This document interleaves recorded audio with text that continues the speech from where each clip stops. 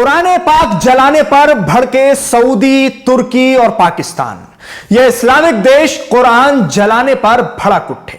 आपको बता दूं कि यह पूरा मामला क्या है, क्यों जलाया गया कुरान, कहां जलाया गया कुरान को, कहां प्रदर्शन हो रहा था और उस प्रदर्शन में क्यों कुरान को जलाया गया, किस मुल्क का यह पूरा वाकया है, किस मुल्क में यह प्रदर्शन हो रहा था, किन बातों को लेकर प्रोटेस्ट हुआ और क्या मुद्दा था कि जिसको लेकर यह प्रदर्शन किया गया, जिसमें कुरान को जला दिया गया और उसके बाद सख्त रद्द अमल, तीखी प्रतिक्रिया, सख्त टिप्पणी सऊदी, तुर्की और पाकिस्तान ने की। पाकिस्तान, सऊदी और तुर्की, ये तीनों मुल्क कुरान जलाने को लेकर भड़क उठे। सबसे पहले आपको यह पूरा मामला समझाता हूं कि आखिर है क्या। खबर में आखिर तक हमारे साथ बने रहिएगा। तुर्की और स्वीडन के बीच नाटो की सदस्यता को लेकर हो रही तकरार। अब सऊदी अरब और पाकिस्तान की भी इसमें एंट्री हो गई है। स्वीडन नाटो में शामिल होना चाहता है, नाटो सदस्य तुर्की इसके खिलाफ है। इसी के चलते स्वीडन की राजधानी स्टॉकहोम में तुर्की के खिलाफ दक्षिणपंथी प्रदर्शन कर रहे हैं। इन प्रदर्शनों के दौरान कुरान जलाने का मामला सामने आया है। यह कुरान स्टॉकहोम में तुर्की दूतावास के बाहर दक्षिणपंथी नेता रामूस पेलुदान ने शनिवार को जलाया। रामूस अति दक्षिणपंथी स्ट्रॉम कूर्स पार्टी के नेता हैं। कुरान जलाने की घटना के बाद अब तुर्की, पाकिस्तान और सऊदी अरब की प्रतिक्रिया आई है। स्वीडन ने इन घटनाओं को डर पैदा करने वाला बताया। स्वीडन के रक्षा मंत्री पॉल जॉनसन कहते हैं, तुर्की के साथ हमारे संबंध बेहद जरूरी हैं और हम साझा सुरक्षा और रक्षा से जुड़े मामलों पर फिर बात करेंगे। अल अरबिया न्यूज के मुताबिक सऊदी अरब के विदेश मंत्रालय ने इस घटना पर कड़ी आपत्ति दर्ज की है। तो समझा आपने, मामला है नाटो की सदस्यता का। तुर्की जिस नाटो का सदस्य है उसमें स्वीडन भी शामिल होना चाहता है, लेकिन तुर्की को इस पर ऐतराज है। यह खबर के मुताबिक मैं आपको बता रहा हूं क्योंकि मैंने आपको पढ़कर सुना दिया है। अब उसी मामले को लेकर दक्षिणपंथी ग्रुप ने, दक्षिणपंथी जो गिरोह हैं, उन्होंने प्रोटेस्ट किया, उन्होंने प्रदर्शन किया और यह प्रदर्शन एम्बेसी के बाहर किया गया। एम्बेसी के बाहर जब यह प्रोटेस्ट किया गया तो उसमें दक्षिणपंथी ग्रुप के एक नेता ने कुरान को जला दिया। कुरान को जलाना था कि उसके बाद यह पूरा मामला भड़क उठा।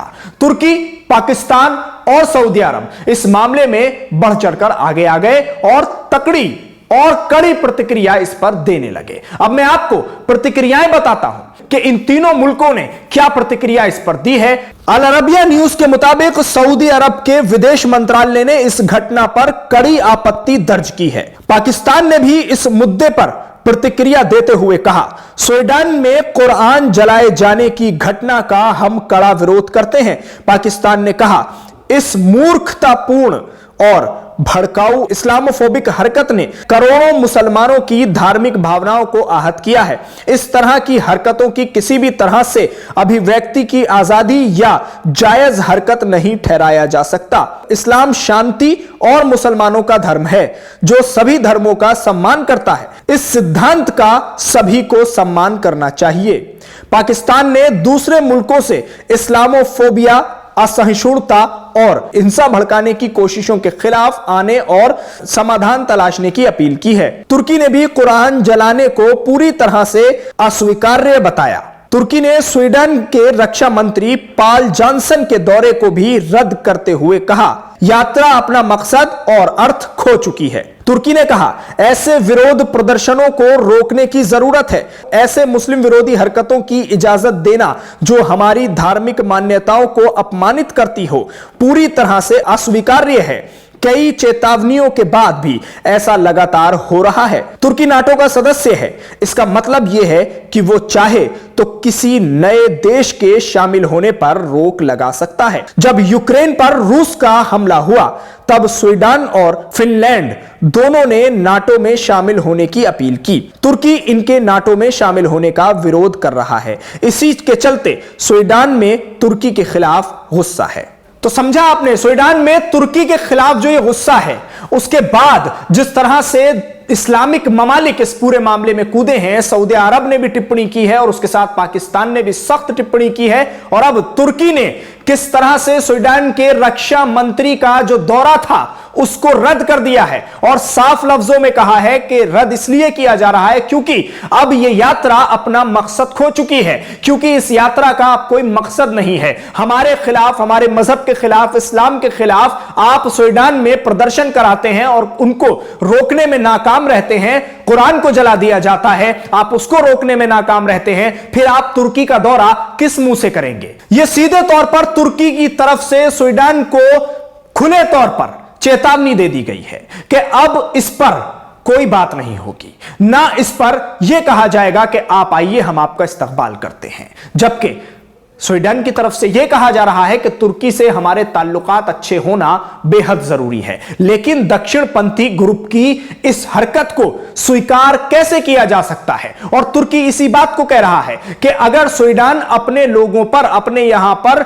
यह चीज नहीं रोक सकता, प्रदर्शन में कुरान जलाए जाने की घटना को नहीं रोक सकता, मुसलमानों के खिलाफ इस्लामोफोबिक इन तमाम चीजों को नहीं रोक सकता और मुसलमानों के खिलाफ, इस्लाम के खिलाफ फैल रहे पूरे इस माहौल को और नफरत को नहीं रोक सकता, तो फिर उसको किसी तरह से जरूरत नहीं है और ना ही उनके मंत्रियों को जरूरत है कि वो तुर्की का दौरा करें। लिहाजा इस दौरे को रद्द कर दिया जाता है। तुर्की ने अपने मुल्क में आने की इजाजत नहीं दी है स्वीडन के रक्षा मंत्री को।